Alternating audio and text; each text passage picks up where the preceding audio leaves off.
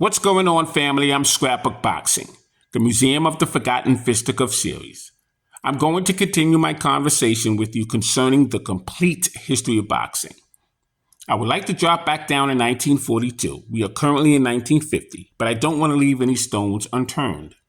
In my opinion, 1942 was the greatest year for the Black Murderers Row.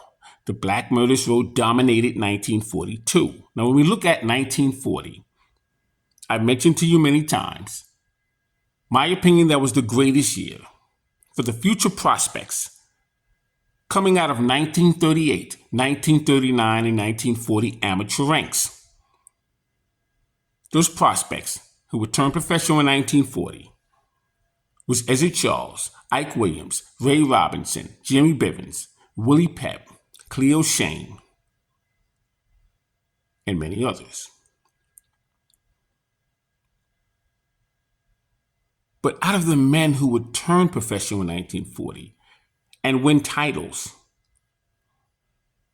these men would set records beyond records. As you go back down to 1937, my opinion, that was the greatest year for the black fighter. It would get the ball rolling, charge up the energy for black fighters to make accomplishments beyond measures.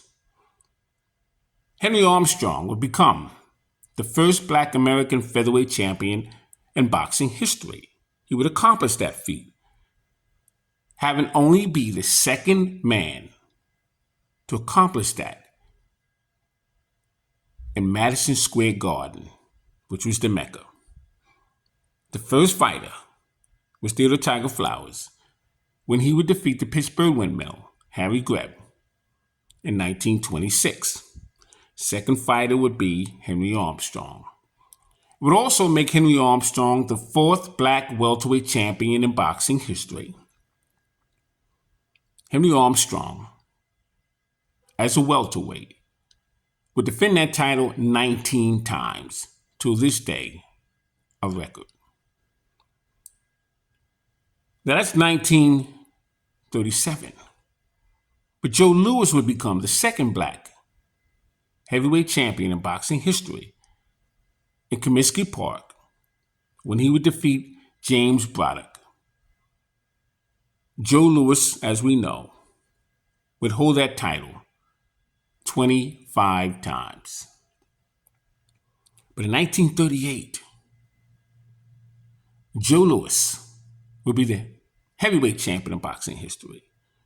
John Henry Lewis would be the light heavyweight champion in boxing history. He would defeat Bob Olin in 1935 to win that title. And he would be the first black American light heavyweight champion in boxing history.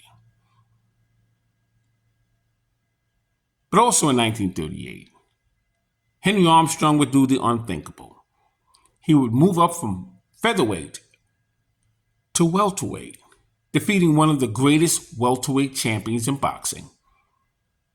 His name was Barney Ross. He would batter him around the ring for 15 rounds, carrying him because he had the same manager, Eddie Mead.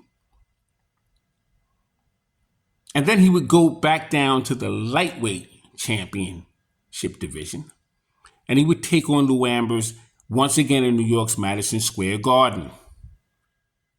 And he would defeat Lou Ambers, swallowing his blood for the last 5 rounds, becoming the only man to hold all 3 titles simultaneously. He would be the second black lightweight champion in boxing history.